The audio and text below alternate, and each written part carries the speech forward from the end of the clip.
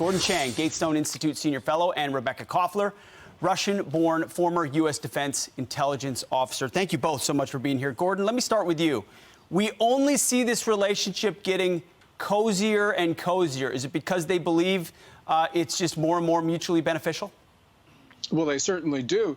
And we see, Pete, the world dividing into camps. And one of those camps is centered around China, includes Russia, Iran, North Korea, perhaps Algeria. We can, I think, assume that if China moves against Taiwan, that Russia will be at its side. And also, Pete, I think other countries are going to take advantage of the chaos. So Turkey is now talking about seizing Greek islands, and also the Azerbaijan-Armenia conflict, which erupted about 7 days ago. So this is really getting quite serious. You can see global conflict. It'll start to have ripple effects. Rebekah, you wrote an op-ed at FoxNews.com, 5 reasons the Russia-China strategic partnership presents an existential threat to the United States. Explain that relationship and why it is such a threat to us.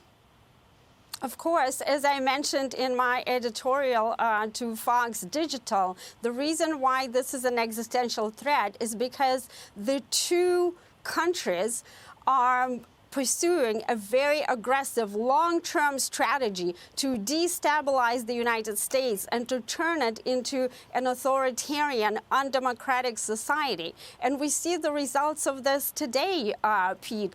Look at all the government lockdowns associated with COVID and with the destruction of small businesses. Look at the censorship of the conservative voices, of religious voices. Our parents are termed extremist. So basically, our government and the Biden administration is borrowing a page out of Putin's and Xi's playbook. And right now, what's happening is that they are targeting Russia and China, targeting our business, our political groups, our activist groups, and establishing what is known as clandestine operations. And this is the result. It's happening right before our eyes, almost in slow motion, but two of the world's most powerful and despotic regimes cozying up to each other with one common enemy, the United States and the West, and the freedom that it represents. Gordon, what happens if Iran and or North Korea join this relationship, or are they already a part of its orbit? Is this new axis of evil expanding? Yeah, I think they've already been a part of it for quite some time. The North Korean regime, it really couldn't survive without support from both China and Russia. And of course, the new relationship between Iran and China, that $400 billion deal. But that also is in conjunction with other deals between China and Tehran that have been in existence for quite some time. So I think that this actually has been an axis we're seeing. Maybe they're being more bold about by talking about it in public, but it in substance has been around for quite some time. Rebekah, we only have about a minute here, but we fought a Cold War against the Soviet Union for 50 years. Is this threat, this new axis of China and Russia, more or less dangerous than the former Soviet Union?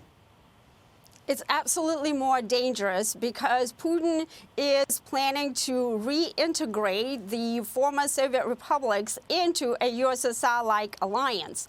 And China is also planning to integrate Taiwan. And so what we have right now is the possibility of a two-theater war in which the Pentagon will be really hard-pressed to respond because, again, we're chasing bright and shiny objects right now. The Pentagon is paying attention to the pronouns instead of the combat readiness of our forces, and this is a big concern. If Putin and Xi join forces, and they have routinely been conducting strategic war games, then right now this is a really acute as well as strategic threat to our country that needs to be addressed immediately. What a wake-up call. And they look at us and they see the debacle in Afghanistan and a wide open border. They don't see a serious opponent at this point. Gordon and Rebekah, thanks for sounding the alarm, and we'd love to have you back. Appreciate it.